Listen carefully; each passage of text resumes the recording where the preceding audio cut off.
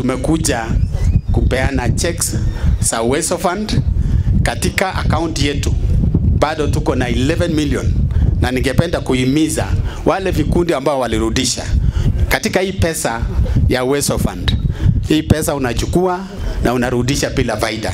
Ningependa tu kuhimiza hii pesa mmepata leo ya Wezesha shilingi 50,000 ambaye vikundi 20 wamepata siku ya leo.